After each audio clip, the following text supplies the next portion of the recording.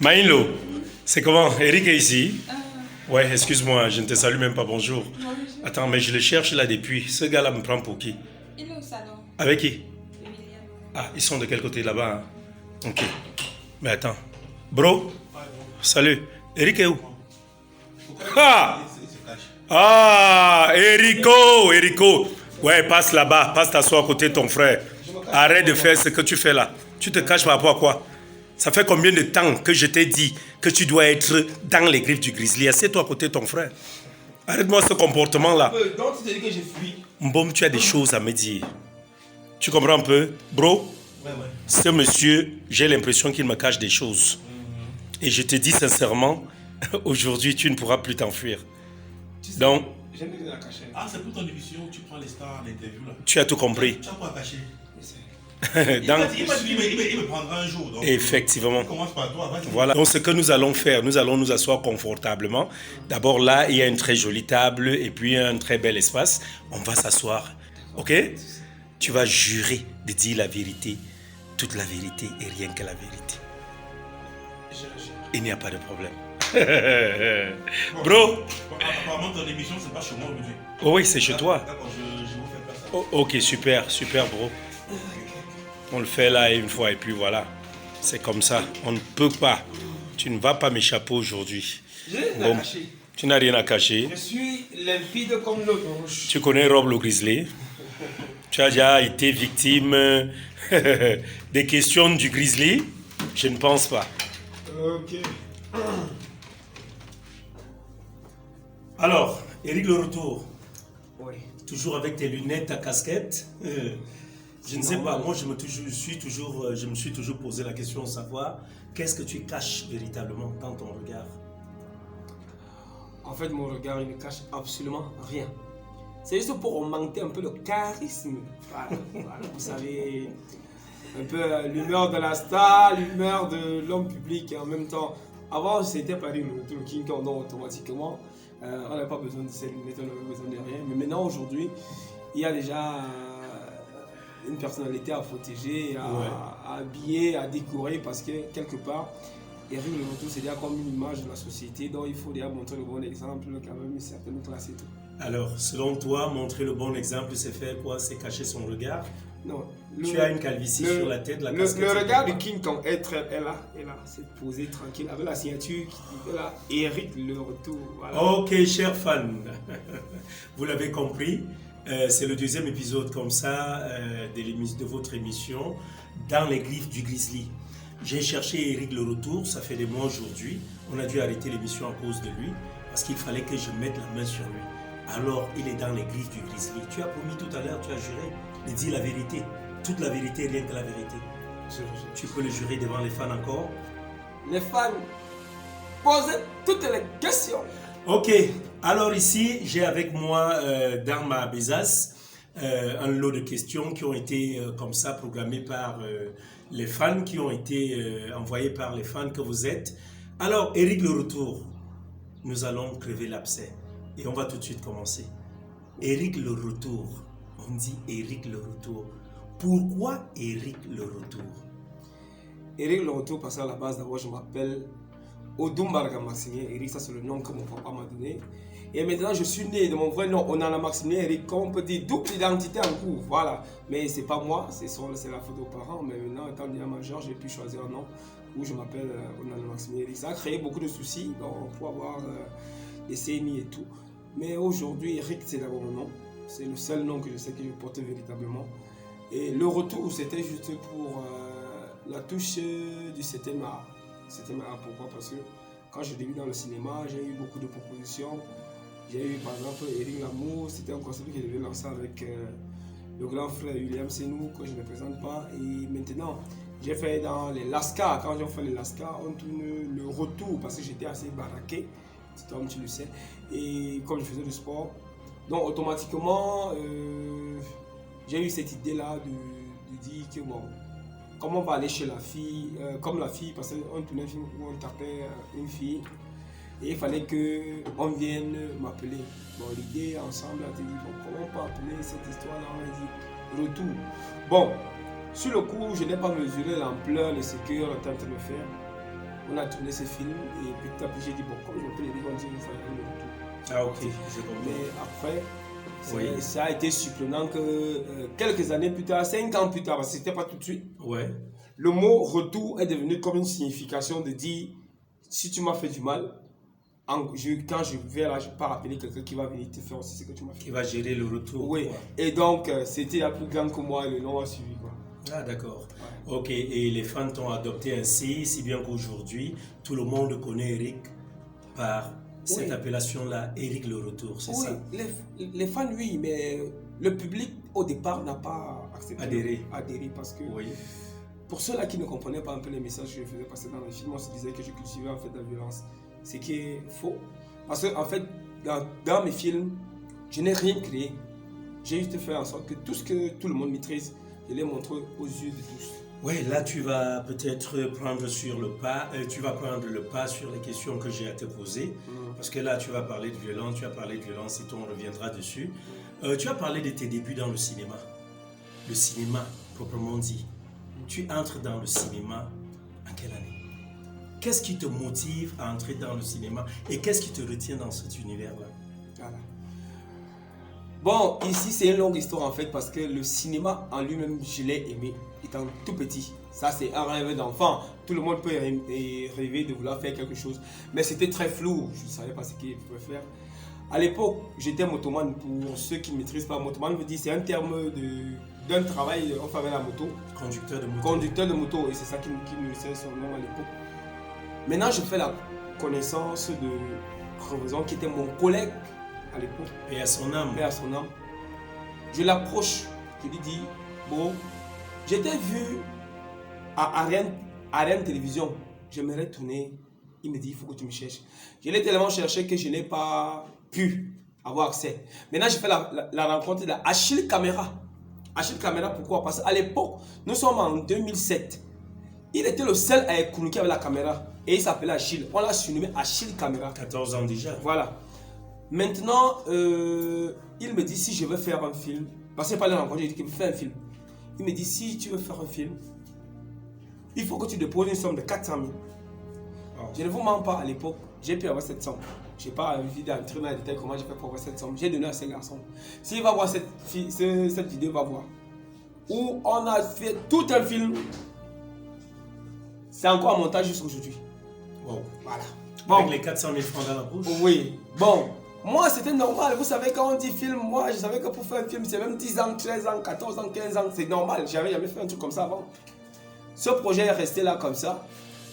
Maintenant, un beau jour donc, moi, quand je me lance dans la musculation, parce que j'entre dans la musculation par le frère Simplice Méfiré, qui est déjà un grand champion au Cameroun. Il est champion du monde actuellement en MMA. Voilà. Oui. Je ne sais pas, dans sa catégorie. Oui, dans sa catégorie. Maintenant, moi je faisais le karaté. C'est lui qui me dit il y a aussi un sport qu'on dit pousser le fer. Ça, c'est le jargon terre à terre. Oui. Voilà, du charbon. Quartier.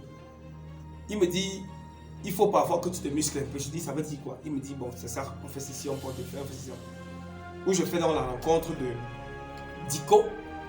Quand il fait dans la rencontre de Diko dans un temple, il m'amène dans le gymnase de Serge Sawa, le lion Kamer. Moi, salut ici. Oui, le lion Kamer. Maintenant, quand je commence donc à muscler chez le lion Kamer, il s'avère que maintenant, lui, il a fait donc la connaissance de business. Là, nous sommes déjà en 2011. Il fait donc la connaissance de business. Maintenant, ils sont en train de faire une série.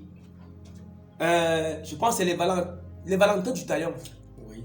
Ils sont à l'épisode 3. Maintenant, il y a une scène où il faut que Serge Sawa, le lion Kamer, tabasse les 3 gars. Il vient donc au gymnase, il vient prendre 3 personnes. Il prend Diko, il prend Martial et il prend... Eric le Retour. Non, pas Eric le Retour. Il prend Firmin. Firmin. Ok, Firmin. Oui, mais maintenant il y a... Petit Lion. Petit Lion. Maintenant il y a un problème.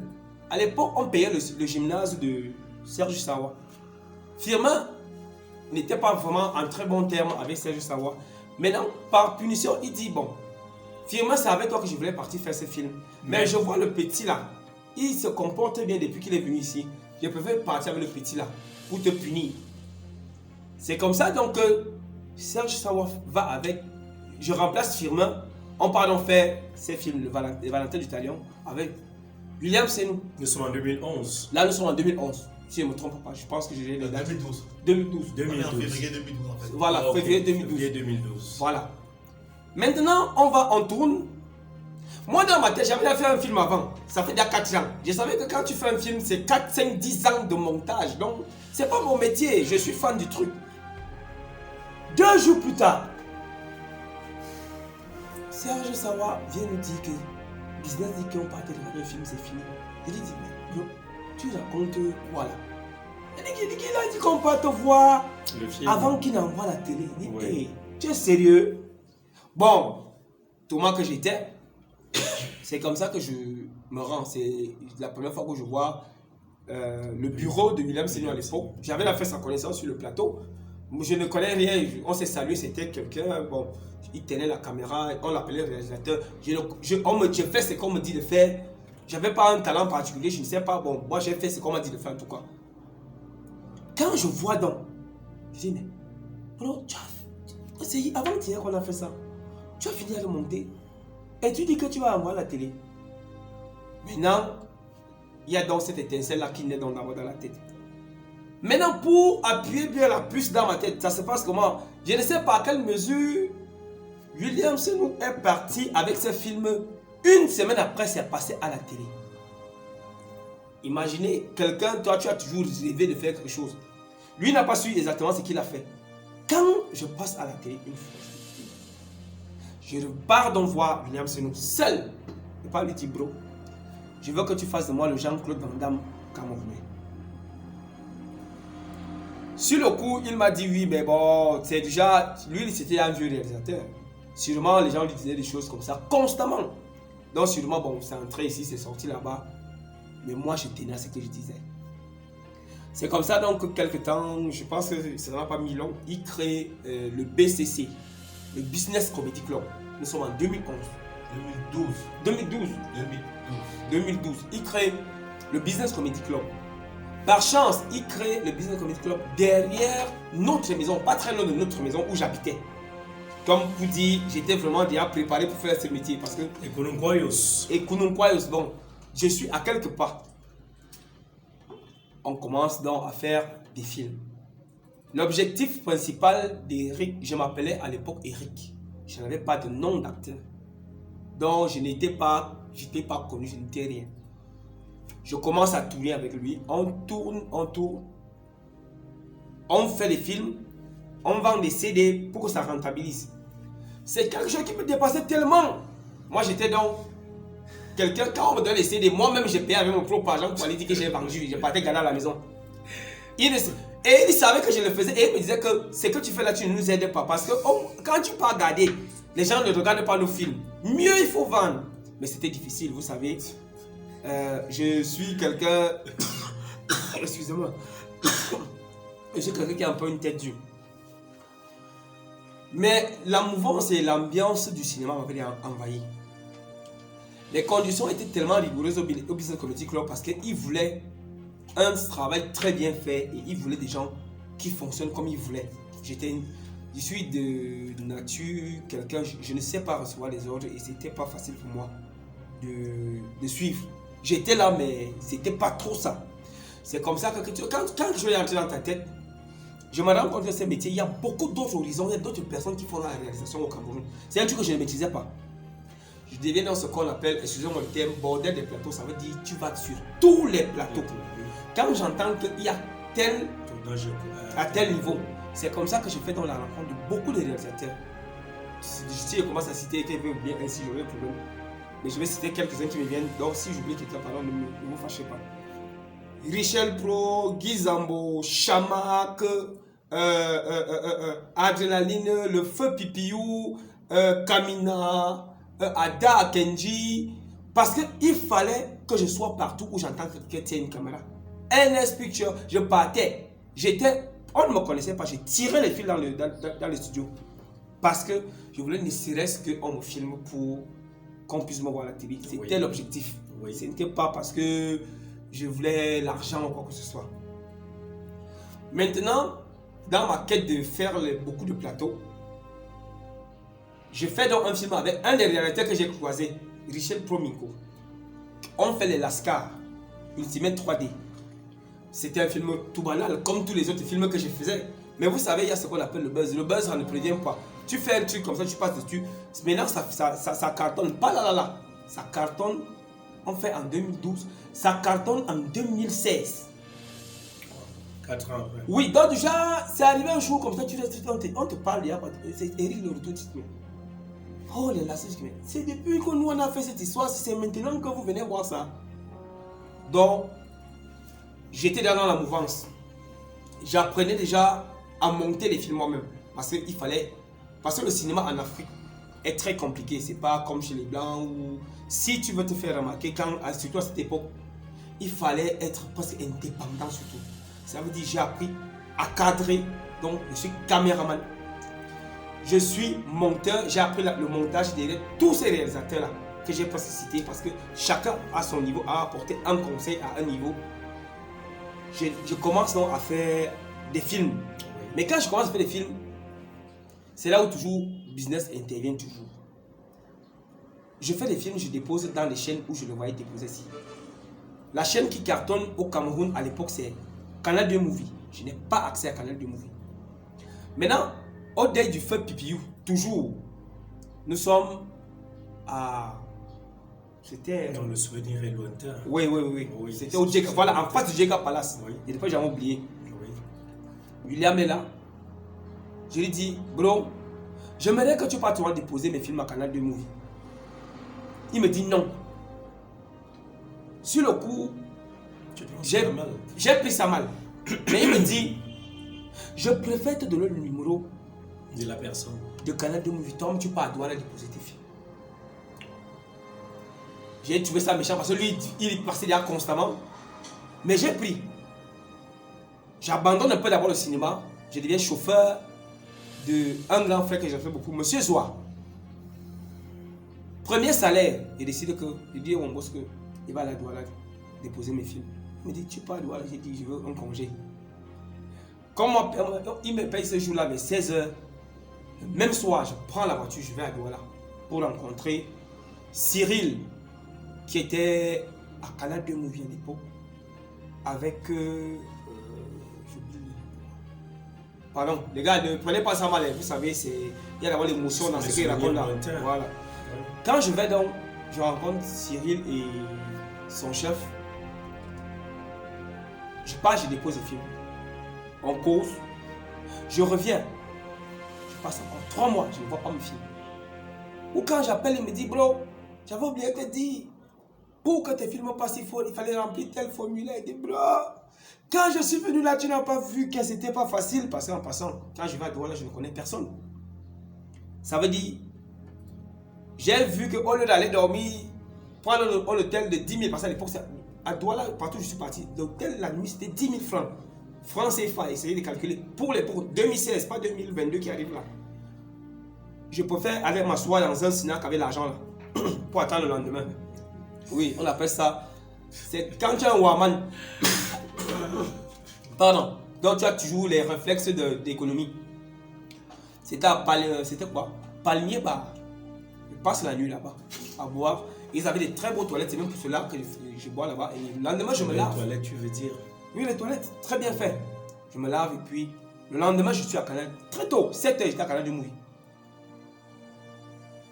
Quand maintenant Cyril, un jour, je suis derrière Yaoundé, pour ne pas tirer dans l'âge. Je suis en train de faire encore déjà. Enfin, non, je faisais plein de temps. Je faisais déjà. J'étais là le chauffeur de Monsieur Coster. C'était chauffeur à la direction générale des impôts, mais au compte d'un particulier. Je suis en train de passer avec la voiture. Je vois dans un bar mon film qui est en train de passer à Canal 2 Movie. J'ai failli faire l'accident. Parce que c'était mon œuvre que je voyais sur une chaîne internationale.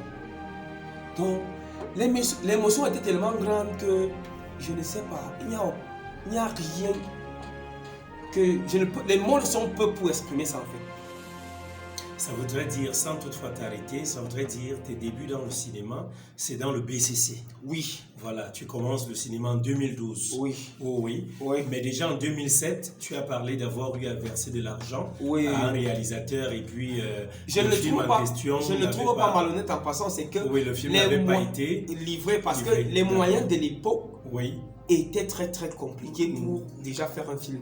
Les mini DV, il fallait les compresser pour mettre maintenant dans un ce ordinateur. n'était pas facile. Et maintenant, je ne sais même pas comment les gars faisaient à l'époque pour faire des films. Voilà, ça fait donc On faisait les films à l'ouest. en 2000. 7, il était malhonnête. Voilà, en 2007, on faisait les films, ça voudrait dire ici, Ah. il a dû jouer de sa malhonnêteté parce qu'il savait que tu es quelqu'un qui ne maîtrise pas le domaine. Donc il s'est servi de ton argent, mais bon, Ouais. on va pardonner cet épisode. Oui. Hein, la vie continue Oui, et tout. pour Oui, continuer, rebondir, oui. on dit maintenant, quand je commence donc à faire le film, je deviens célèbre en tant que cinéaste. Je décide donc de rentrer derrière la caméra. Que je fais maintenant les films comme mon idole qui était déjà à l'époque, William Senou. On ne le voit pas. Donc il est derrière la caméra, moi je faisais des films. Réalise. Donc j'ai beaucoup de films que j'ai fait que je ne suis pas acteur. Mais maintenant, je n'avais pas su que j'avais déjà des fans qui voulaient me voir à la télé. Tu comprends un À peu? l'écran, tu veux dire. Voilà, à l'écran. Voilà. Donc, écran, bon, aujourd'hui c'est Voilà. numérique. À l'époque, il n'y avait pas, on ne connaissait pas YouTube. Si tu vois, c'est nouveau tout ça. Oui, c'est Nous, on ne pas maîtrisait YouTube, pas. ça fait Si on avait pas- maîtrisé ça fait YouTube, quelques c'était- années que oui, c'est oui, c'est oui. arrivé. Oui. C'est là où quand, maintenant, William toujours, parce qu'il est toujours à la pointe de l'actualité, c'est là, je vous dis la vérité. Il vient nous faire comprendre que maintenant on va passer au PTT. Il dit PTT c'est quoi? Il dit les petits travaux tranquilles, ce sont les... Donc ça dit on tourne pour YouTube. Eric, je vais t'arrêter. En fait, tu es en train de courir un peu. Ok. Au fait, nous allons y arriver. Ouais. Je voulais savoir les débuts. Là, tu m'as dit les débuts dans le cinéma, c'est grâce à Monsieur William Seignou, Ouais. Business Production. Ouais. Oh oui, c'est comme ça qu'on le connaît vulgairement. Alors, le monde du cinéma, tu arrives là. Avant d'arriver, avant de parler de ces jours des web-séries, de parler des PTT et autres, quelles sont les difficultés en dehors peut-être d'avoir eu à perdre cet argent-là en 2007? Est-ce que tu as eu à rencontrer des difficultés tout au long de ta carrière cinématographique? Est-ce qu'à un moment, il t'est arrivé de dire « j'arrête tout, je ne continue pas » Et si cela est arrivé dans ta vie, qu'est-ce qui a pu te motiver pour que tu puisses continuer à être là aujourd'hui? Ta question a tellement de place que j'ai même la sueur froide qui coule partout. Pour être célèbre sans voir, mon frère, ça n'existe pas. Même je dis souvent qu'il faut tremper, c'est faux. Je vous dis, j'ai waouh. Ça dit ça dit que pour passer, ça dit pour passer au départ, moi je suis parti parce que j'aimais le truc. Les difficultés sont tellement, il y a les difficultés, les obstacles. La famille qui dit d'abord que toi, on te voit à la télé. Mais quand il y a par exemple un problème, si tu n'arrives même pas à venir déposer quelque chose sur la table de discussion, arrête même ça, va faire peut-être moto, va faire peut-être taxi, va faire peut-être commerce. C'était terrible. Je vous dis, j'étais la risée, la honte de la famille. Ça dit, mes parents même ont tout le charisme. Vu qu'ils avaient à un moment peut-être honte de parler de moi, que votre fils, qu'est-ce qu'il fait même? À Bobo Film, je vais vous traduire ça en français, il fait des films. Chez nous, moi je suis par exemple petit. Quand on te parle à bêtise, il y a des mots là, si ça pèse tellement que quand on te dit ça que celui-ci ne sert à rien, si vous dites ça à des mots de mon frère, ça a le poids. Donc en fait c'est pour dire que dans l'univers, non, toi, tu es vraiment un déchet. Est-ce que tu peux donc nous citer une difficulté que tu as pu rencontrer ici? Elles sont Sur vraiment ton énormes chemin? que j'oublie. Une seule qui t'a tellement marqué, qui t'a beaucoup marqué? Il n'y avait pas de moyens pour tourner. En dehors d'avoir été abusé, est-ce que tu as eu des propositions indécentes dans cet univers-là? Parce qu'on sait habituellement dans nos familles africaines, et surtout camerounaises, il se dit quand on te voit déjà à la télé comme ça, certains commencent à avoir peur de toi, on se dit non, il est déjà dans un autre univers, peut-être tu vas commencer à, voilà, comme on dit vulgairement chez nous, à vendre des gens pour pouvoir prospérer, peut-être tu vas devoir tremper, peut-être aller dans des loges et tout. Est-ce que tu t'es servi de toutes ces choses-là pour être où tu es aujourd'hui? Moi, je dis souvent que peut-être s'il y a des gens qui passent par des proportions indécentes, moi je me dis c'est mon physique qui m'a sauvé parce que personne n'a jamais eu le courage, parce que j'appelle ça le courage de venir me dire bro, pour réussir il faut faire ça. Parce que oui, comme on dit par exemple, même que quelqu'un vient, donc personne n'a jamais eu le courage. Je me dis c'est peut-être, tu sais, c'est aussi psychologie, on sait que le retour c'est un bandit dans la machette, là ceci.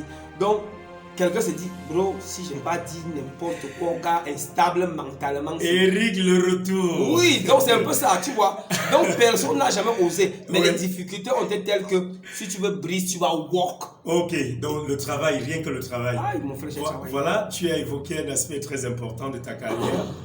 L'homme à la machette, Eric le retour. Partout où tu passes, tout à l'heure, je venais là, quand je t'ai cherché chez toi. J'ai vu des petits frères chez toi qui me disaient, tiens voilà grand frère, moi je vous dis il est sorti là et tout. Mais grand frère, vous faites comment pour vivre avec ce type, avec sa machette là? L'homme à la machette, déjà je veux savoir, est-ce que tu la balades tous les jours ta machette? Non, je ne la balade pas. Comme là maintenant. Comme tu es assis là, tu as la machette? Non, elle est oppressée. Maintenant, pourquoi le concept de la machette, Eric le retour? Bon, le concept de la machette, pourquoi je vais vous dire, en fait c'est...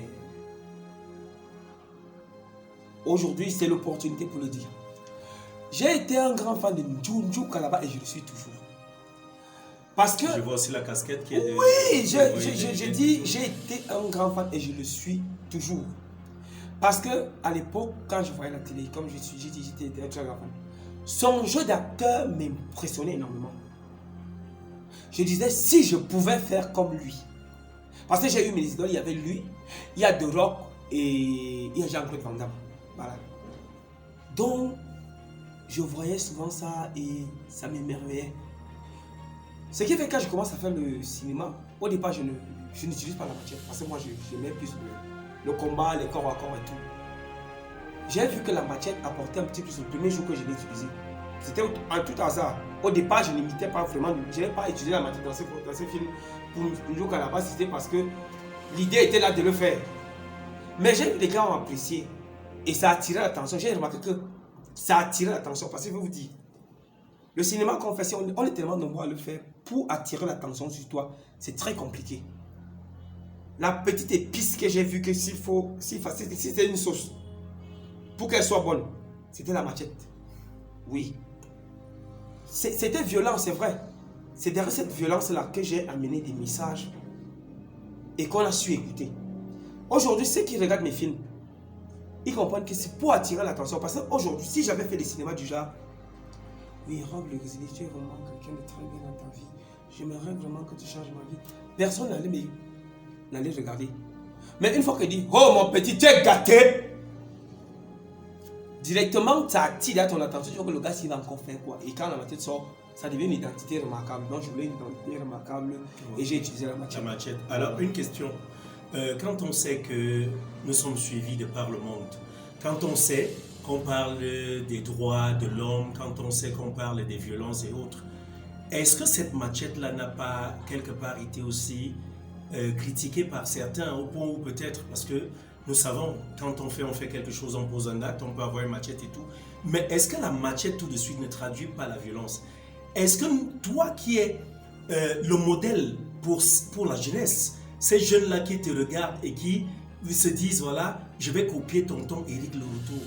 Est-ce que tu serais fier demain de voir ton petit neveu, ton petit voisin prendre la machette et dire, voilà, comme le grand frère Eric le retour le fait, je vais prendre la machette.